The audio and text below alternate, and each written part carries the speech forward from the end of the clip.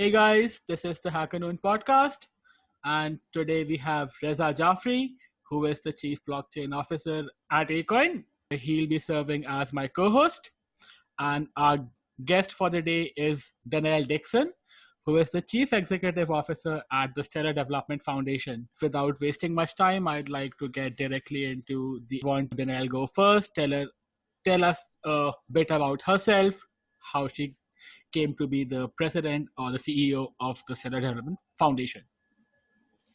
Well, thanks so much for having me. It's really fun to be here. I actually joined SDF about a year and a half ago. Jed McCaleb actually reached out to me, and I thought when Jed reached out, he was looking for a director for the board. I had no idea he was actually looking for an executive director for SDF. And so we were meeting, and we were at my offices at Mozilla. I was still working at Mozilla at the time. And we got midway into the conversation, and I realized that he was looking for an executive director. And I was like, oh, wait, I totally missed this. This is what we were talking about. And then Jed and I just kept talking for a period of 6 or so months. And it was one of the things where I really loved the ethos of the organization.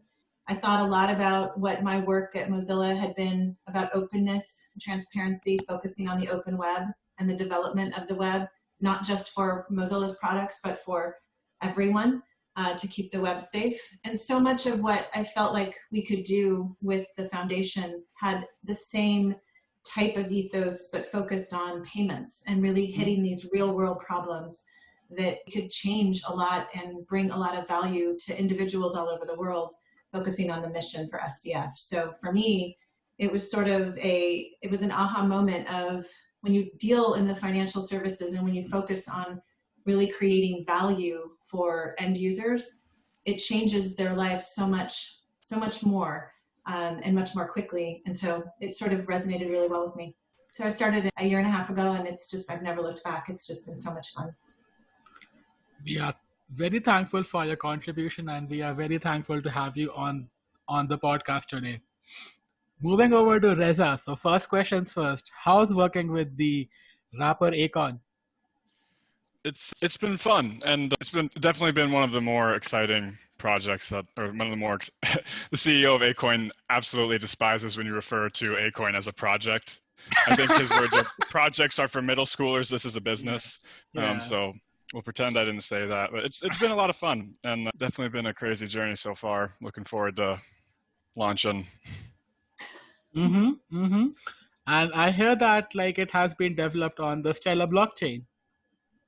Yes, we are working with Stellar pretty closely right now to try and bring this to life. Definitely. Could you give us any of the reasons as to why you chose Stellar? I guess you have answered the question a million times, but here is it for the 1,000,001 time. Well, I mean, first things first, just the transaction speed. Stellar is, pretty competitive in the amount of transactions it can handle. And similar to what Danielle brought up and why she joined Stellar, just the ethos and Jed having a lot of the same goals as Akon when it comes to the kind of impact they want to leave on the world and what they want to do in Africa in particular. So it seemed like a pretty perfect fit. And I believe that Jed has known Akon for quite a while now, so it kind of just fell into place. Got it. Thank you, Reza, for joining the Hackanoon podcast. And let's start with the big one. So Stellar smart contracts are very simple to write. They aren't the hard ball to crack like you have them on Ethereum. Maybe a programmer might say that, yeah, all smart contracts are similar. I speak on the basis of what I have spoken to other people. They say that it's very easy to write on. The other big thing being Stellar is very fast when it comes to transaction speeds. The transaction costs are pretty marginal. So what, in the both of you guys' opinion, is that Stellar still does not get the kind of recognition that Ethereum does? And by the way, Ethereum finds no love on crypto Twitter. It's all about Bitcoin over there. I see Vitalik trying to fight off people like, no, Ethereum is good, and then 100 people come and say shit to him. But when it comes to Stellar, where do you guys think what could be the crowning moment for Stellar? And I would like to have both of your opinions on that. Yeah, so let me just jump in and say, I think that what we're trying to do is focused on not just so SDF shepherds the code base for the ecosystem. We're not about getting attention and direction to SDF. Like, we're really focused on really developing on that mission. Mm-hmm. And so we really want the attention to be focused on those entities that develop on us. Mm-hmm. We would love for Stellar to be a big focal point for lots of folks out there that want to use blockchain to solve a real world problem. And I think we do get a lot of focus from that standpoint. And it is really easy to develop on, and it is very, very inexpensive for the developer from the standpoint of the transaction costs. And I think that when you have to have a lot of patience and dedication and direction and fortitude to really build an ecosystem. If you want something to happen overnight, well, then this is not the business for you. Like, you really need to think about, like, building an ecosystem takes network effects. Right. Building an ecosystem takes a lot of planning and a lot of attention to detail. And so that's what we're really focused on. I do think that 2020 has been a great year for Stellar. We have a lot of entities, a lot of anchors that have now come to Stellar and our financial institutions that are building on it, which makes it so that there's more opportunity for developers that want to bring their products to Stellar. And so this is just a process. And I actually love the attention that everyone gets. This is an ecosystem play as well, in terms of the more attention blockchain gets generally, and the more you can bring blockchain into mainstream, the better it is all for the rest of us. The whole notion of the rising tide floats all boats. I think that that's a great thing. Right. Thank you for your answer. How about you, Reza? I think something that Stellar, or like the Stellar team, has cultivated really well that doesn't get as much attention as it should is the community. And you kind of spoke to this in saying how easy it is to develop on Stellar. Like, it wouldn't be that easy if there wasn't such strong documentation and such a strong community built up around it already. And even outside of the sort of open source community that exists, there is the Stellar ecosystem itself, where there are, like Danelle spoke to, all these really amazing partnerships happening. And it just seems like there are a lot of resources in the Stellar ecosystem that I don't think developers are completely aware of yet, or it isn't necessarily common knowledge. And I think that as people become more and more aware of that, it will become a more popular foundation for some of these blockchain projects. Definitely. And I guess Danelle brought this word called anchors. How would you explain an anchor to someone who doesn't understand it really well? Yeah, so I'll just make it the way that I visualize it. Right. If you think about a web, which is essentially what the network is, it's just an interconnection of all of these computers and servers all over the world. Think about a web that attaches to a window, and you need all these attachment points to be able to get onto the web or off the web. Right. That is what an anchor is. An anchor is an on-ramp or an off-ramp. They're financial institutions all over the world that are regulated by their local laws, and they are the ones who provide the ability for you to enter this digital space and then to exit the digital space with your currency. So if you want to convert your local currency into a digital currency and you want to then use it to be able to send it to your family elsewhere, well, then they could go on the other side and another financial institution will be able to get them off. So it's really an on-ramp and an off-ramp of this really beautiful web that exists. Thank you very much. Yeah. I used to think of it as that game we used to play, 6 degrees of separation, and nobody is more than so many degrees away. So yeah, thank you for the wonderful explanation. I told you, I am not a programmer, not a technologist by a large degree, so I have to bring up these small analogies for myself. And Danelle, I wanted to ask you, how's working with Professor Maziris like? David's awesome. He is crazy brilliant. Yeah. And when you sometimes, like, I have to be a translator so that people can actually, like, okay, David, this is what you're trying to get across to those of us that are just human, that are mere mortals. Yeah. No, I really enjoy David a lot. He just brings a lot to, he's got this strong sense of purpose for SDF. Yeah. And I love that. Like, one of the things that I think that we could use more of in this world is the focus on the good, and that what we want to deliver is good. Jed and David both have that. They just are really awesome humans to work with because of it. Well, definitely. Like, I guess he's the only guy who wrote that entire thickish manual on a consensus protocol. Yeah, and continues to write more on the Continues to write more. It's so amazing. Right. Moving over to Reza. So, how far has the Acoin project, in your opinion? Could we expect to see it in action anytime soon? Is it being piloted anywhere? Where are we at? It's come along extremely far in the past 6 to 12 months. I think if it wasn't for COVID, we would have launched already. But when everyone went into quarantine, all of, the conferences were canceled and the world shifted a little bit and how things were working, we had to take a step back and reassess when we were going to launch. But it is looking like it will be within the next couple of months. And right now we're about to begin beta testing the MVP and distributing that out to some of our Acoin ambassadors and just making sure all the buttons and levers are working. So it should be relatively soon. Definitely. We'll be looking forward. Yeah. Danelle, from Stellar Development Foundation's perspective, how far do you think Stellar has come in terms of clinching those partnerships with those 210 plus nation states? That's a good question. So I think for us, again, this is about the focus on developing the community and the ecosystem, but we do spend a lot of time with regulators and government agencies all over the world. Part of our role, I think, is really describing what the purpose of this blockchain is. There's a lot of fear in terms of the supplanting their existing financial infrastructure, which is certainly not what we're intending to do. We want to enhance that infrastructure. We want to make it so there's interoperability between what they have to offer already and what we can actually bring so that there's seamless transaction amongst geographies. And so a lot of it is spending time doing that. I think that, we focus on, there's this whole notion of the CBDCs all over the world now. Everybody's talking about it. And so we try to engage on those. Stellar is a perfect platform to issue if there was a central bank digital currency. And so we spend time on those.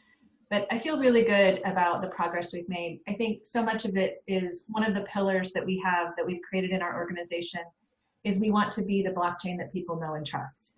And the trust factor, you don't just, from my standpoint, if you think about that old security adage, you can trust but verify.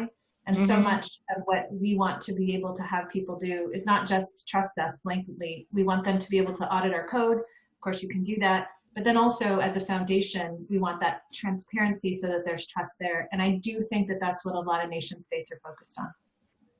Got it. And when we talk about CBDC, so I have this question and it might be a bit loaded. So yeah, you are free to say, no, I won't answer that. When it comes to CBDCs, do you think of NEO as a competitor? I'm sorry, do we think of what as a competitor? I missed that. Perfect. That was a good answer. I don't have enough information to be able to respond on that. Perfect. So just for clarity's sake, letting it out over there that NEO is also one of the blockchains, looks a lot similar to IPFS in certain places and in certain places similar to Stellar. The reason why I brought this up is because there are allegations that the NEO is backed by the Chinese government. Oh, right. Okay. Right. So here's an important piece. I don't know if that is a competitor for us, but I will tell you this. I think that competition breeds innovation. Right. And so I'm not afraid of competition, and particularly of competition that isn't open. From our standpoint, the value of an open, decentralized network is that you can actually see what's under the hood. And so it's one of the things, like if you want a centralized infrastructure, those already exist in the world, and those are easy to be able to get to. So. Got it. That's a very nice answer. And I'd like to lead into a question for Reza. So when we talk about open competition of sorts, and then we see the recent run-ins that American technology companies in particular have had with the Chinese government, would you say that we are closer to an open competition now than we were before, or are we moving further away from that? Before being when? That's a good question. let's say 2008 because blockchain? I think that we're getting more competitive in areas that are still developing. But I do think that areas like blockchain that are still growing, sort of in this like frontier industry phase right now. But a lot of the industries, I think that time is like the biggest factor in competition, that eventually over the decades, governments and other entities get involved and tend to stifle out competition. Well, not the governments actually. It's the companies themselves becoming so gigantic that other competition just can't really compete. Like what pops into my mind right now is there is a case against Uber and Lyft in California right now, and they might stop operating because the government of California is wanting them to pay payroll tax and to give all their Uber drivers employee benefits and such. Yeah. And Uber and Lyft have the ability to what Uber's response is, okay, if we lose this case, we're just not going to offer our services in California. And because they don't have very much competition, and they're a relatively new concept, Uber and ride sharing as a whole hasn't been around that long, but they're already so massive that they can just say, all right, we won't service this area. And I, as a consumer, am a little concerned about how I'm going to as a consumer in LA with no vehicle, I need to reassess my transportation options if that happens. So I think competition ebbs and flows in the different industries. Got it. Like, I bring this up because things have this habit of being blown out of proportion by the media or whatnot. So when I see a headline like Jay-Z hanging out with Twitter CEO Jack Dorsey, it bothers me. He doesn't hang out with Jack Dorsey.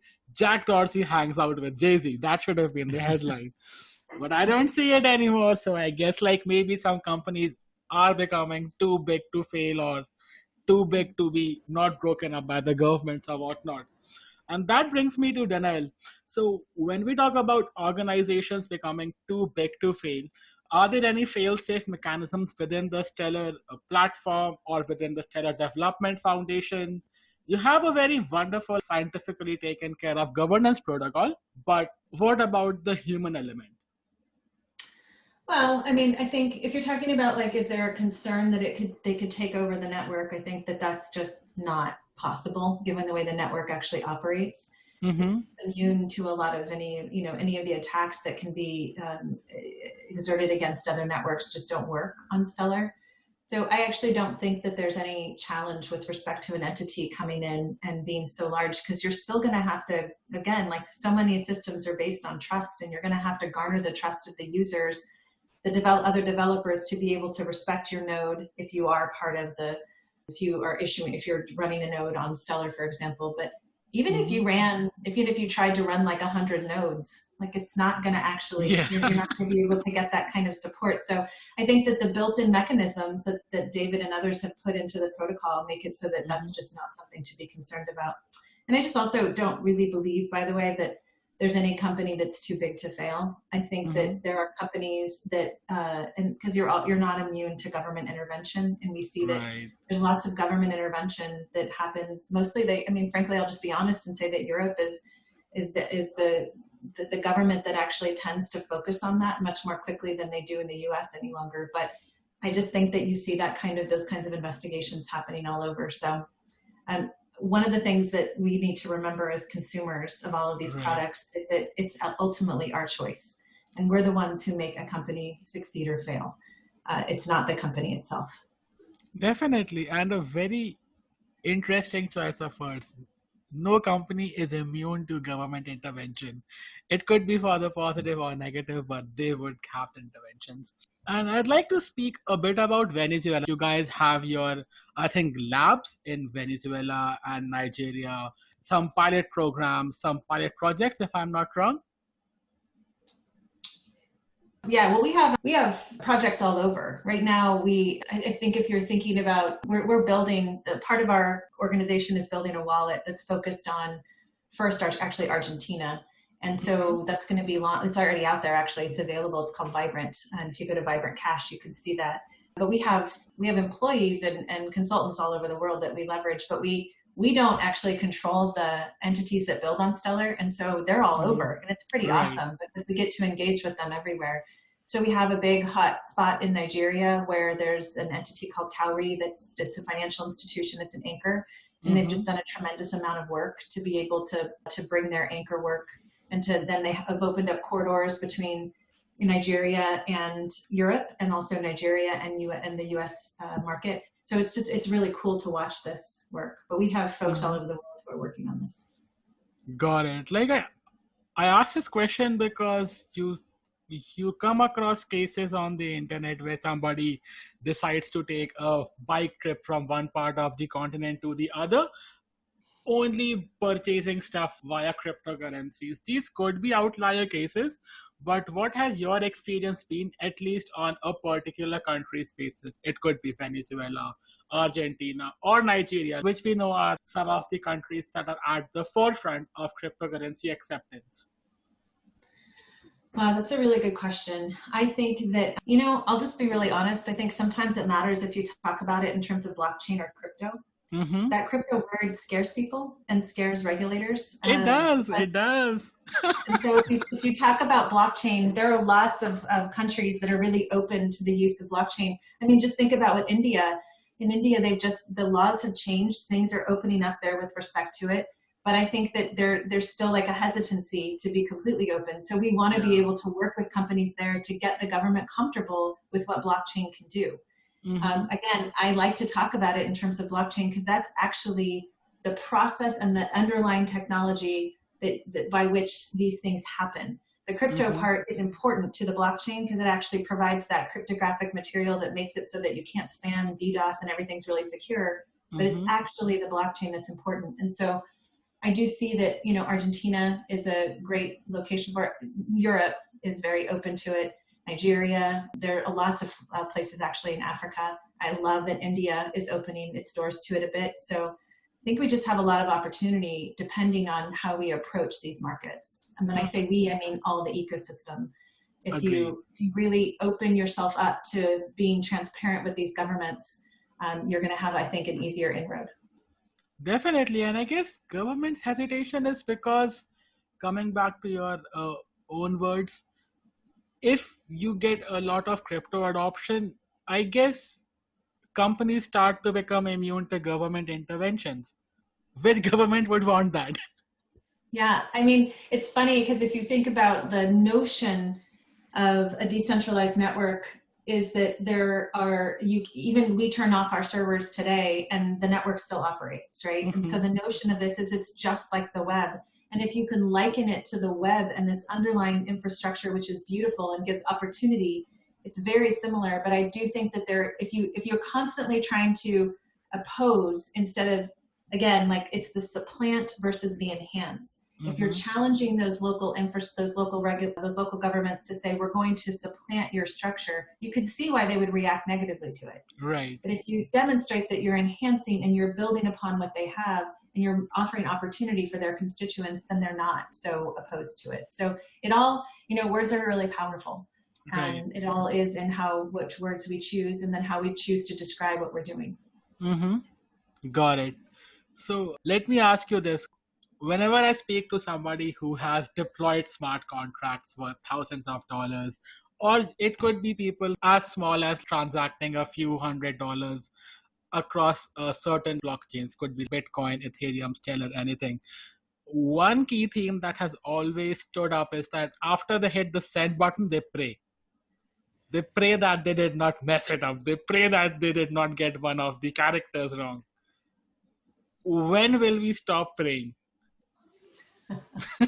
I don't know if we'll ever stop praying, to be completely honest with you. I think that that's a byproduct of one of the benefits of blockchain. If you are the true owner of your money, then as the true owner, you also have the ability to lose that money. And I've seen, I believe, a couple companies that have started initiatives to become sort of like a blockchain or cryptocurrency insurance company, but then we're kind of going back towards centralization from it's like, so maybe there will be these sort of middle ground solutions, but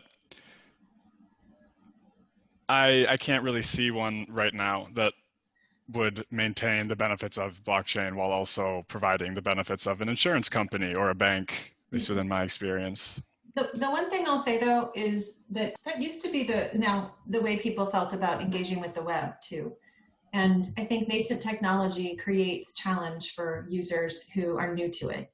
And so I do think that I want people to not be scared when they're using the technology, but it's going to have to be based on the tools that we give them. So if you're very user focused and user centric and you make things simple for the user, and there are some wallets out there, for example, that I think do a really good job of this, I think that there's less concern. But if you're anticipating that everyone needs to always remember their private key, or if you make it simple for them to be able to recover their keys, which is what we tried to do with, there's a protocol, the Stellar Ecosystem proposal that we've integrated that makes it so that key recovery is actually a pretty simple thing when you're using, and we've done it in a privacy preserving way, and we put it actually in the Vibrant wallet. These are the kinds of tools that we need to get to be able to make users trust the system, because they don't think that once they do that, or if they lose their key, they're done. Yeah.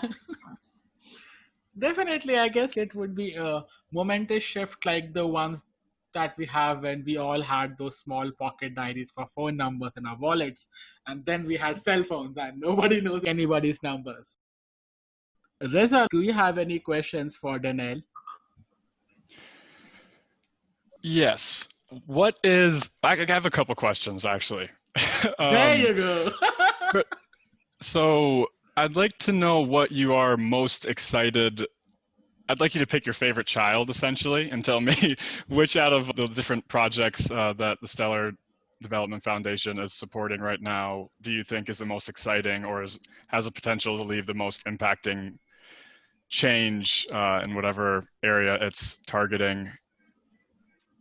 So I am not going to do that, but I'm going to tell you that I'm going to tell you that one of the things that I think is so important, that everyone who is like all these different projects out there, and then Acoin's different because we're not going to call it a project. If you focus on the user and the needs of the user, and again, that really simplicity, that big simplicity and ease of use, I'm going to love that project, because that is how you make blockchain pop.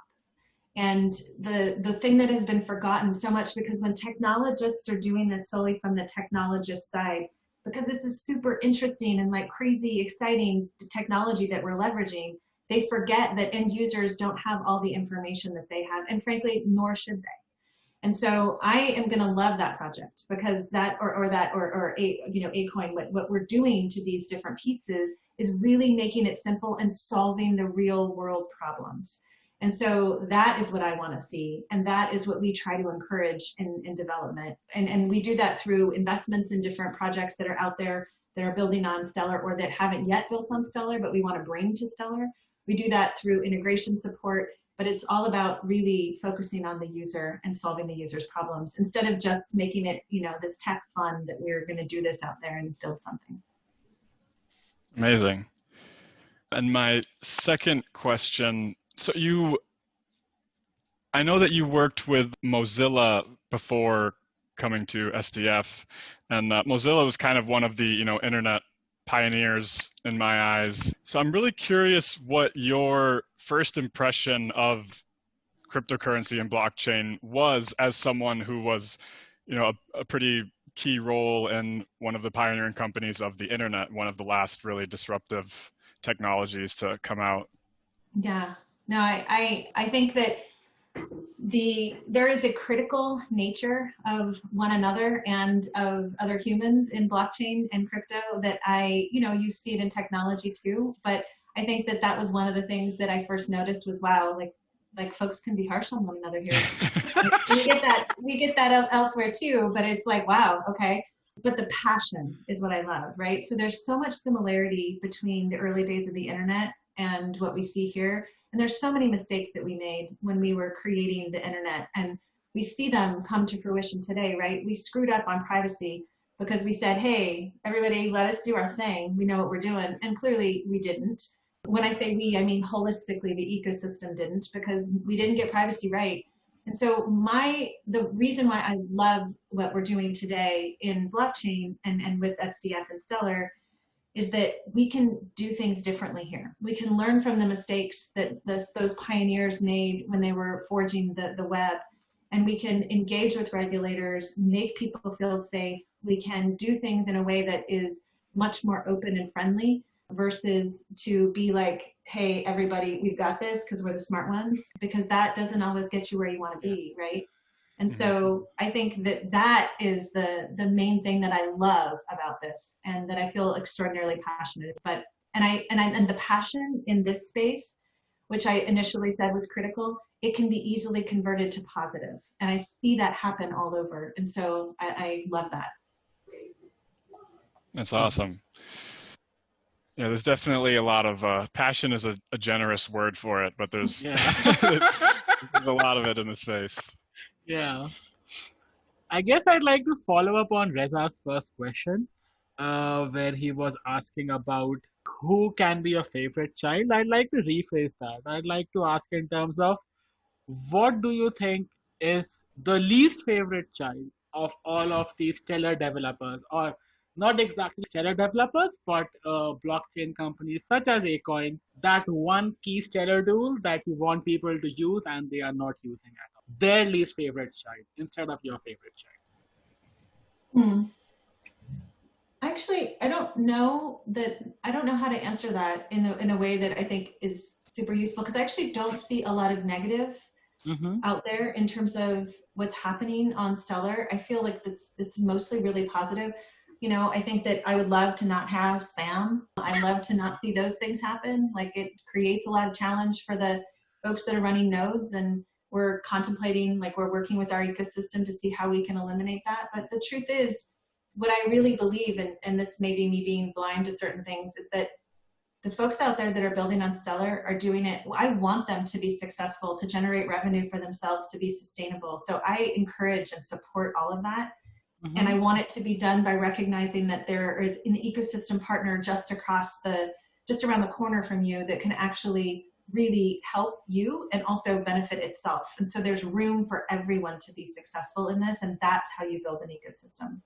So I think that that's kind of the way that I like to think about it, instead of in the more negative framing, because I just don't see that right now. Got it. And I'd like to switch gears a bit, and I'd like to have both of you guys' take on this. It's about censorship resistance.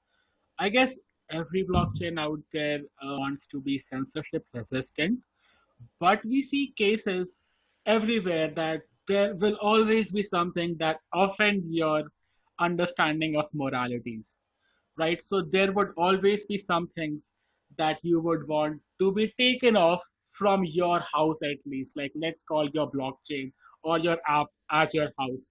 So there would be cases like, let's say, child pornography, let's say some sort of terrorist videos or whatnot.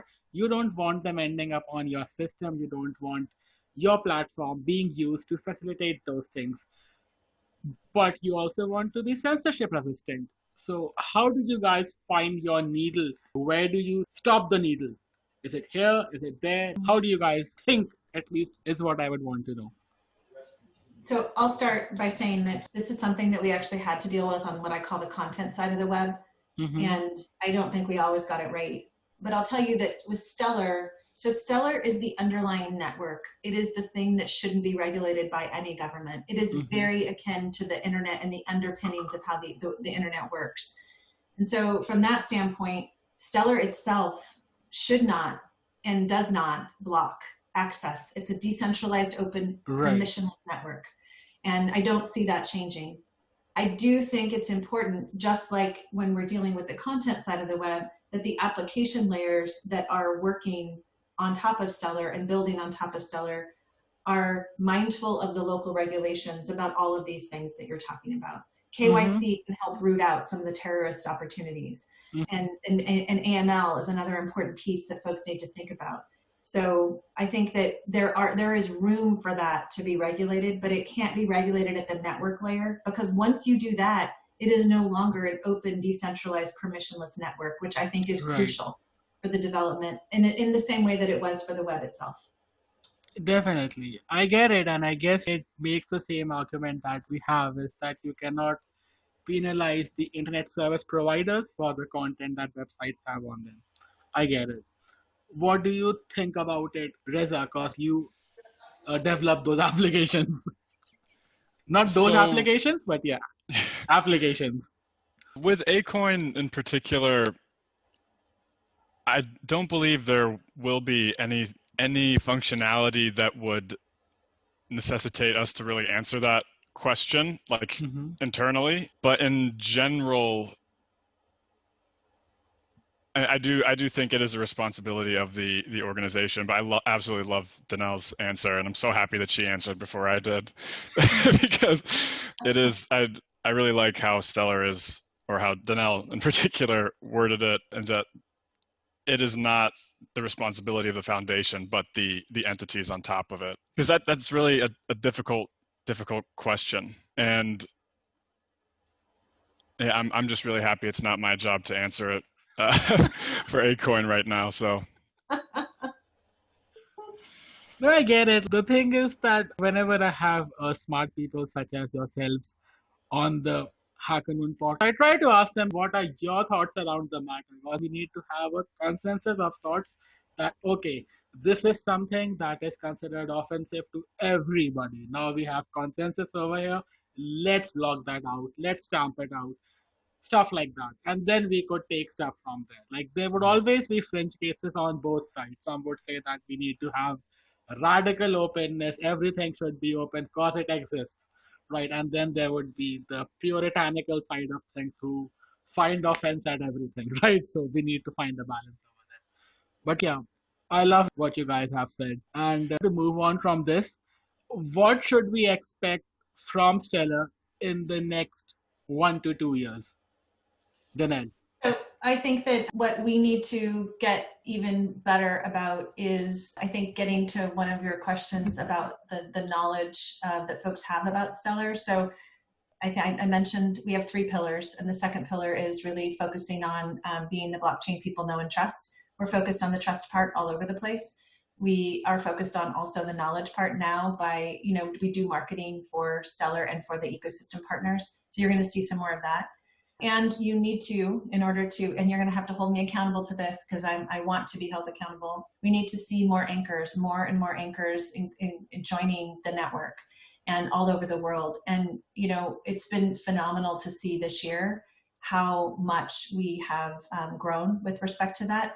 We have we do a quarterly analyst report to hold ourselves accountable. It's one of the things I think is really important when you're working on an open system to do that.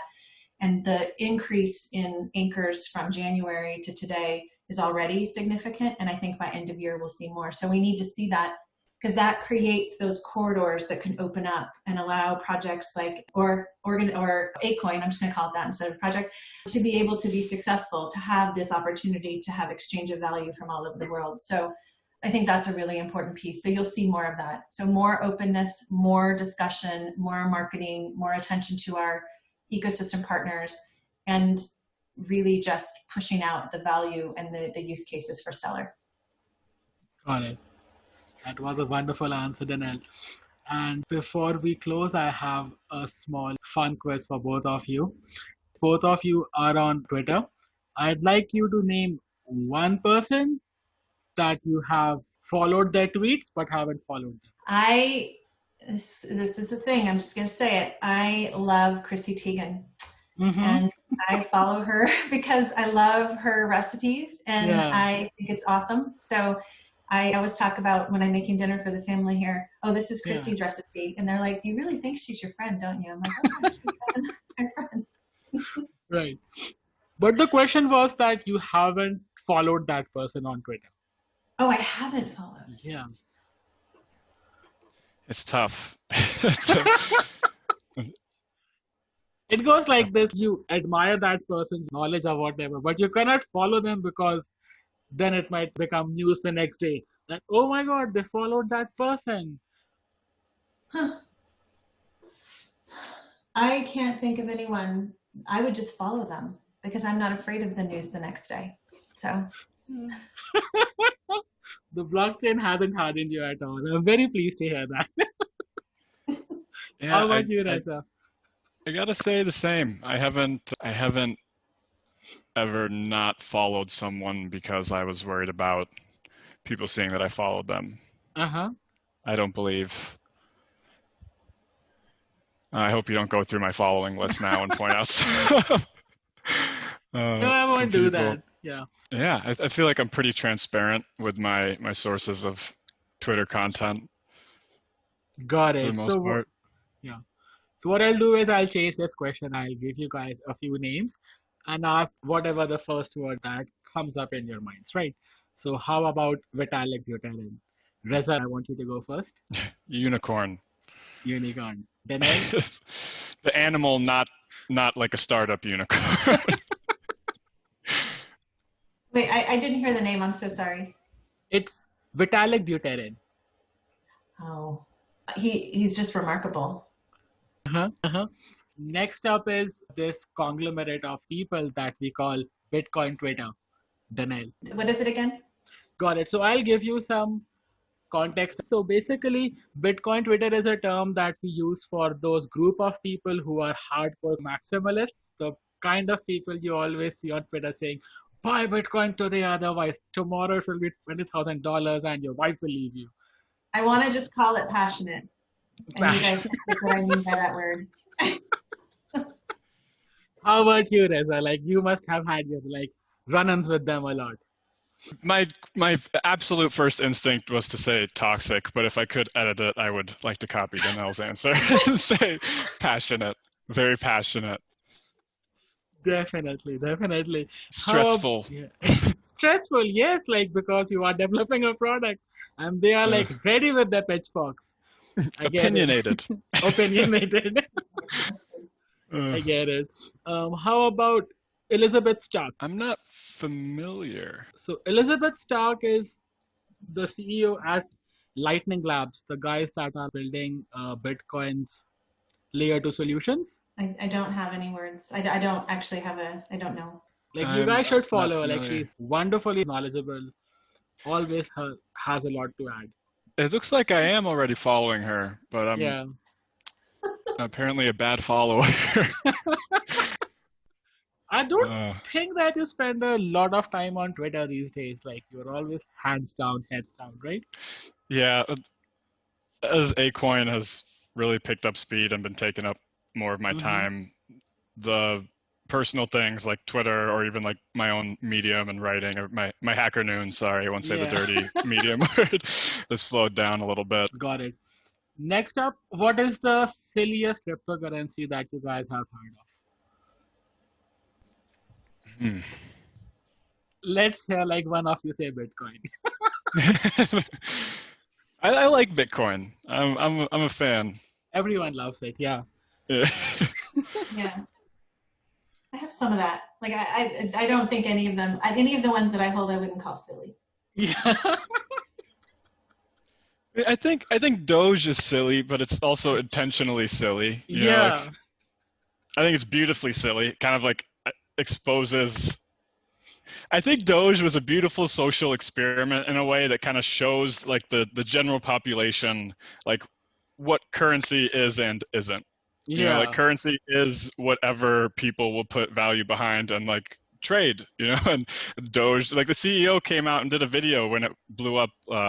I think was that last year or just the last bull market, saying why are you people investing in this? It's a really interesting social experiment. So just for your knowledge, there was this particular ICO whose purpose was to buy a gym membership for Vitalik Buterin. So they did an ICO. Funny. They raised thousands of dollars. I think there used to also be the crypto kitties too, right? Yeah, they are one of the standard bearers of the Bitcoin, not the Bitcoin, but at least the non-fungible token community. They had 1,200 people playing it simultaneously, pretty much. Broke the Ethereum blockchain. Yeah, I remember that. Yeah. So I guess that brings us to the close of this HackerNoon podcast, and we are very thankful to have both of you on board. You have the best wishes of the HackerNoon community. And if you guys have anything to add to the HackerNoon readers, I would love to give you guys a couple of minutes to speak to them. I just want to say thanks so much for having me. This has been tons of fun. I think that one of the things that I would love to see us do more is to have more outreach to all kinds of folks all over the world. So we're so grateful that you considered us worthy of your time and attention and those of your followers. So thanks for having me and for talking about Stellar. Definitely, and I think you are getting us wrong. We aren't that crypto publication who's like, pay us $20,000 and we'll have you on the podcast. No, we I aren't never thought that. I never thought that. Never thought it. So you are always worthy of our time. We have a couple of people from the Stellar Developers Network who write stories on HackerNoon, people like Nikhil, and I would want to encourage more people from the Stellar community to share what they are building with our readers. Love that. How about you, Reza? Yeah, same. I'd just like to thank you so much for inviting me to be on here, and this has been a great experience. And it was great to meet you, Danelle, and get to learn more about the Stellar Foundation and what you guys are doing. Yeah, you as well. It's been fun. It was actually a really fun hour. Yeah, painless, completely painless. Yeah. I actually emailed Sav last night and I said, is there anything I should have prepared? And he said, be prepared to have fun. You did not lie. That's awesome. Yeah, so that's a wrap on today's episode, and I hope to have you guys sometime back on our podcast again soon. Absolutely. Thank you. Thank you.